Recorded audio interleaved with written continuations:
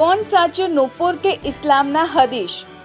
નુપુર શર્મા અને કનૈયાલાલની શું ભૂલ? कुरान शरीफ के बाद इस्लाम में जो ग्रंथ सबसे प्रामाणिक माना जाता है उसको हदीस कहते हैं। और हदीस 6 खंडों में बटा है। 6 खंडों में जो सबसे प्रामाणिक खंड है उसको अल बुखारी सही या बुखारी शरीफ कहते हैं। उस बुखारी शरीफ की 5134 नंबर की जो हदीस है वो वही बात कहती है जो नुपुर शर्मा ने कही थी। लेकिन इस्लामिक जगत के लोगों ने एक उस बात के कारण इसी राजस्थान के उदयपुर के रहने वाले टेलर कन्हैया लाल का गला रेत दिया। क्यों रेता?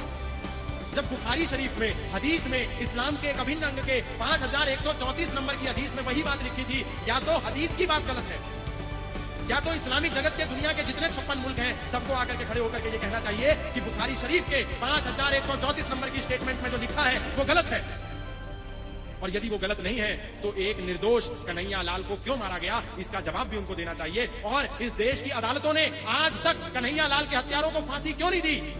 उन जजों को भी आकर के ये जवाब देना चाहिए कि जिस कन्हैया लाल को मारने वाले लोग खुद वीडियो बना करके ये स्वीकृति दे रहे हैं कि हमने कन्हैया को मारा है, जब मारने वाला खुद कह रहा है कि मैंने कन्हैया को मारा है, तो इस देश की अदालतों को क्यों लकवा मार गया है कि वो उसको आज तक फांसी नहीं दे पाए? ये सवाल उनसे कौन पूछेगा? कौन सा सबूत चाहिए, कौन सा गवाह चाहिए, कौन सा प्रमाण चाहिए? अगर न्याय देने के लिए जज बनाया है तो सारे सबूत हैं, सारे गवाह हैं, सारे प्रमाण हैं, उसके बाद भी मारने वाले आज भी सरेआम जिंदा घूम रहे हैं। उनको क्यों नहीं फांसी पर लटकाया? ये भी हमारे लोकतंत्र पर, हमारे देश के संविधान पर एक बहुत बड़ा धब्बा है। આનો જવાબ કોણ આપશે? મુસ્લિમ જનતા કે એમના મુલ્લાઓ?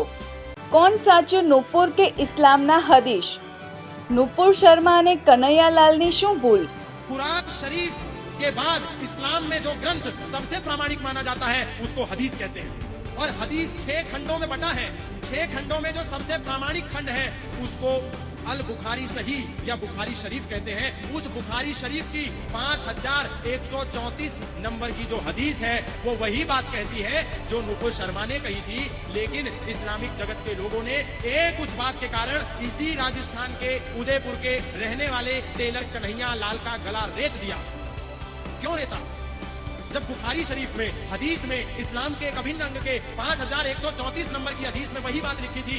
या तो हदीस की बात गलत है या तो इस्लामिक जगत के दुनिया के जितने 56 मुल्क हैं सबको आकर के खड़े होकर के ये कहना चाहिए कि बुखारी शरीफ के 5134 नंबर की स्टेटमेंट में जो लिखा है वो गलत है।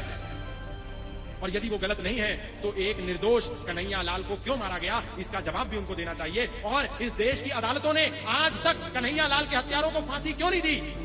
उन जजों को भी आकर के ये जवाब देना चाहिए कि जिस कन्हैया लाल को मारने वाले लोग खुद वीडियो बना करके ये स्वीकृति दे रहे हैं कि हमने कन्हैया को मारा है, जब मारने वाला खुद कह रहा है कि मैंने कन्हैया को मारा है, तो इस देश की अदालतों को क्यों लकवा मार गया है कि वो उसको आज तक फांसी नहीं दे पाए?